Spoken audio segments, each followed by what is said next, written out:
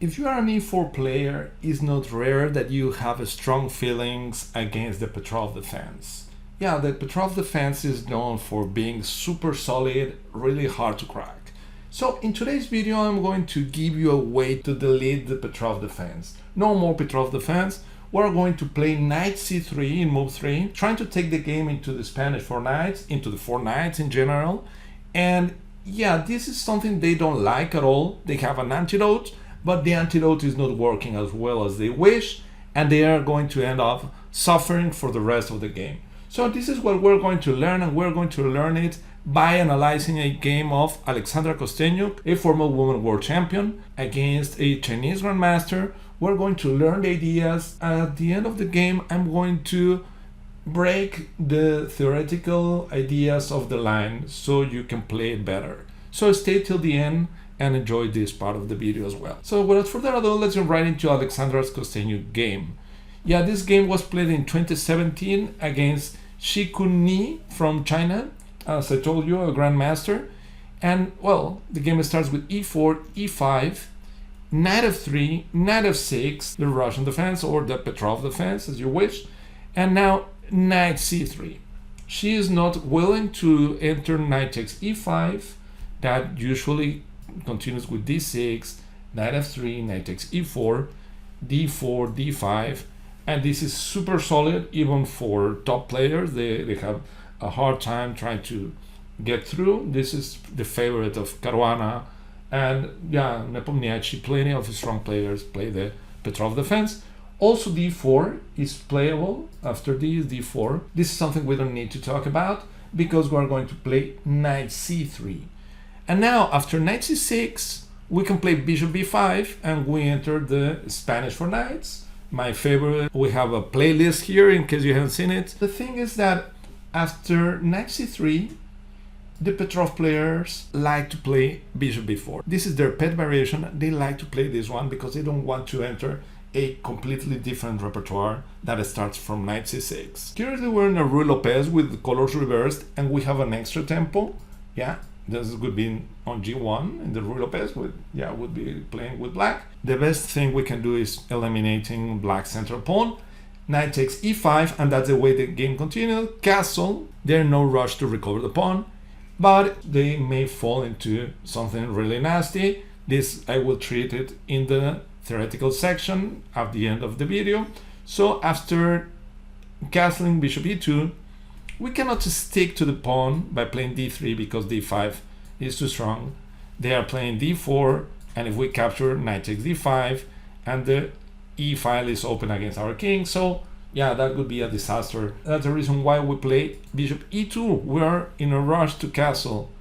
So after this one, rook e8, knight d3, attacking the bishop and preparing e5. They have to give the bishop pair, bishop takes e3, d takes e3, opening the diagonal of our dark square bishop. And yeah, the unopposed bishop, yeah, this one runs into the c8 bishop, but this one runs into knight. So this is a promise of the long-term advantage, yeah, typical of the bishop pair. So after knight takes e4, castle, and here we are. Yeah, we have the bishop pair, but they have succeeded in doubling the c pawns. But this is not a big deal. Those pawns, I mean, are together with the b pawn, so they are not weak. If this pawn wasn't here, if this pawn didn't exist, yeah, the c pawns would be weak. But having the b pawn, I mean, there is no problem. So the game continues with d6. Very common is d5 as well. After d6, trying to keep the game more or less closed. There are several ways to play, but the most common is rook e1, knight d7, and bishop f3. Yeah, now we're putting pressure on this knight, and it has to move back or be defended by its colleague. The game continues with knight df6, forestalling the knight. c4, yes, we want to improve our unopposed bishop. In the long diagonal, it could be perfect. Yeah, it's directing itself there, but of course we need to play c4 first, because otherwise if we play b3, knight takes c3, and this is not nice at all. So knight df6, c4, h6, yeah, enabling knight g5, also improving the situation of the king, and yeah, preparing something like bishop f5 and bishop h7 is also the idea of this small move. b3, Kosteniuk is ready to occupy the long diagonal. Bishop f5, bishop b2. The thing is that the Chinese grandmaster may want to play knight g5, but b7 is hanging. So she decided to play rook b8. Yeah, defending the pawn, not in a most comfortable way.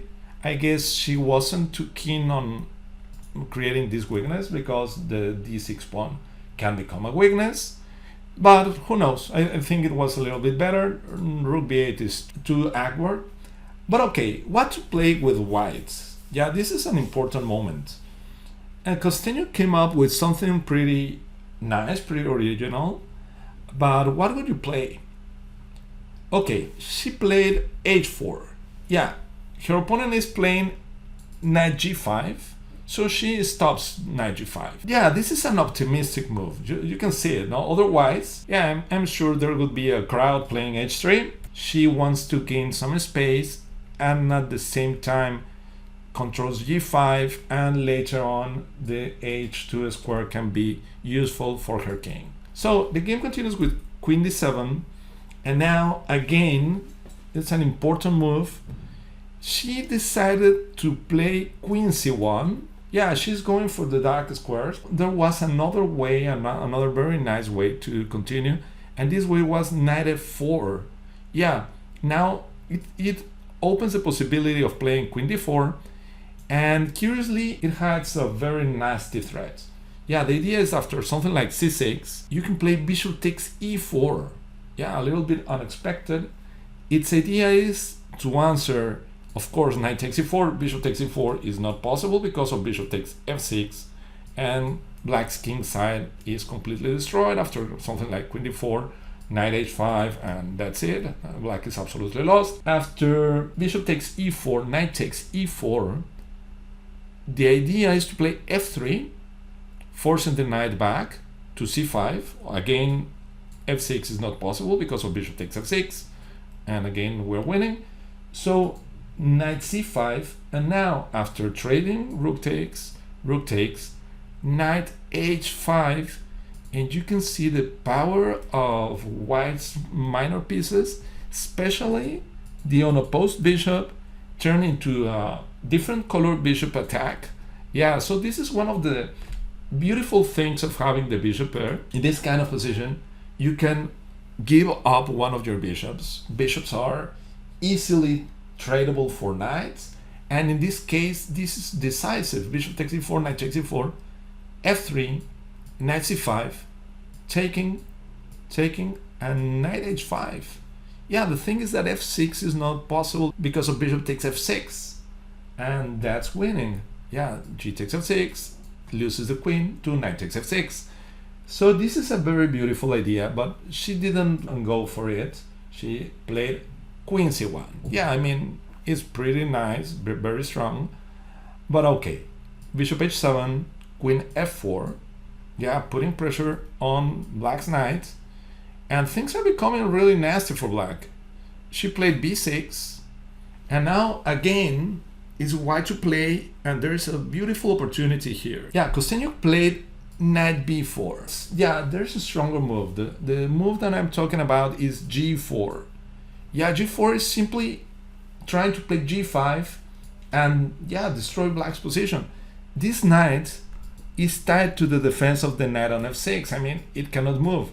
Knight c5, it simply loses to bishop takes f6.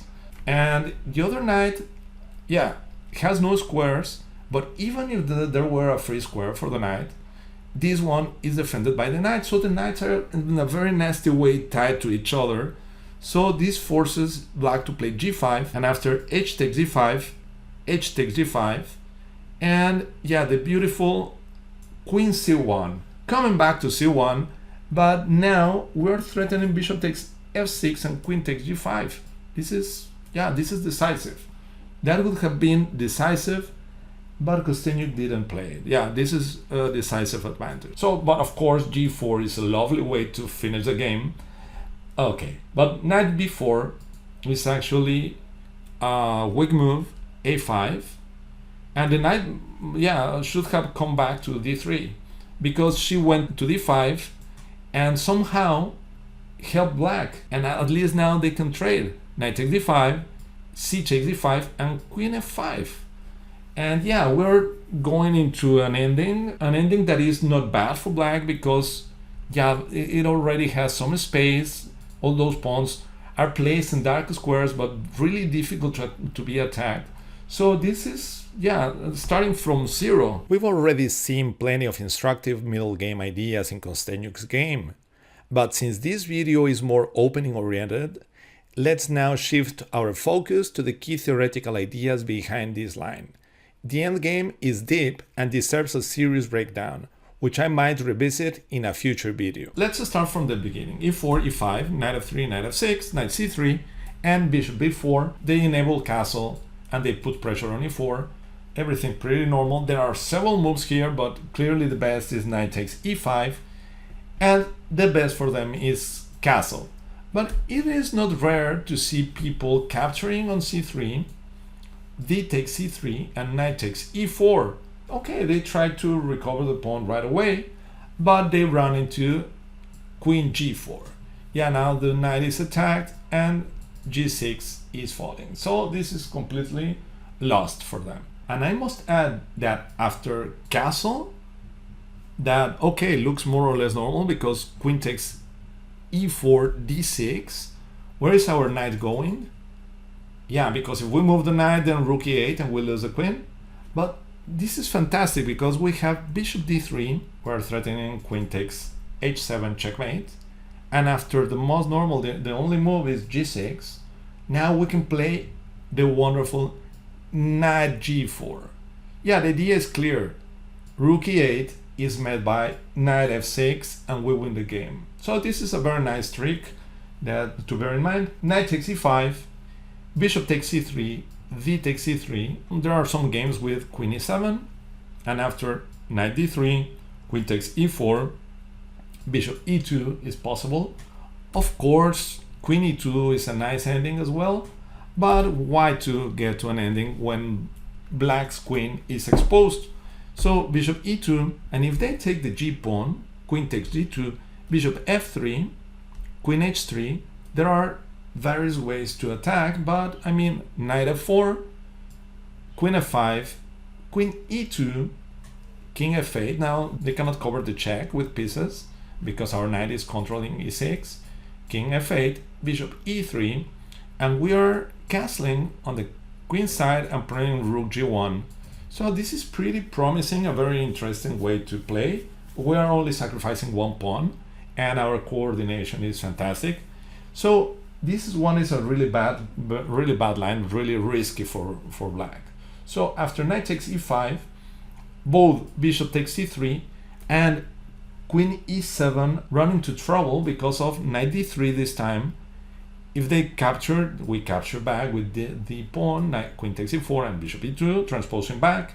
But if they play, rather than bishop takes e3, they try to trick us with this move. Yeah, the idea is pretty simple. If we capture the bishop, they play knight takes c3 and they win our queen in the typical way. But we play knight d5 and we are attacking the queen, the bishop, and c7. So, I mean, b4 is attacked twice, so they are losing. They have to play castle. This is a good one. We play bishop e2, and now after rook e8, knight d3, bishop takes e3, d takes e3, knight takes e4, and here, well, castle is the most normal, but I've seen people playing both c4, yeah, trying to take control of d5 right away, and yeah, even Magnus Carlsen here played knight f4 immediately. So d6, castle, knight d7, and c4. This is a game of Magnus Carlsen against Wu Xiangxi in the Steinitz Memorial. This is a blitz, but he won in nice fashion. And now after knight c5, f3, knight f6, b3, queen e7, rook f2. This is a theoretical and pretty well known. Now the bishop is defended and this bishop is going to get to the long diagonal again. Look, this knight is having a nice control of d5, so this is pretty nice. Queen e5, rook b1. Now Carlsen played queen d2, h6, bishop b2, queen g5, and bishop f1. And he got a better position, and ended up winning. And well, this is a pretty nice position for white. Yeah, a standard with our bishop pair, with our unopposed bishop in the long diagonal. On the other hand, castle, as we saw in the game of Kosteniuk, d5 is the most common way to continue. The game of Kosteniuk was d6, rook e1, knight d7, bishop f3, knight df6, and c4. Yeah, clearing the long diagonal. Yeah, with a slightly better position for white. On the other hand, rook e1, knight f4 is pretty common as well. Knight f4, c6, and c4. Yeah, I've seen some games with this one, trying to open the game. It's, yeah, pretty normal. But rook e1, now the intention is meeting c6 with bishop f1, bishop f5, f3. Yeah, kicking the knight out of the center now. Knight f6, rook takes e8, queen takes e8, and bishop g5. And after knight bd7, queen d2. And yeah, the rook is coming to e1, h6, bishop e3. The dark square bishop is happy to be flexible to attack both flanks. Queen f8 and a4, trying to push forward. a5, b3, controlling c4, rook e8, and queen f2. And this is a slight advantage. So as you can see, the lines are pretty quiet. Nothing is happening, but we have the promise of the long-term bishop pair. And yeah, we need to try. So I hope you liked it. I hope you are able to use these ideas in your own games. If that's the case, please let me know. I'll be really happy for you. If you win some very nice masterpiece with the bishop pair, please let me know.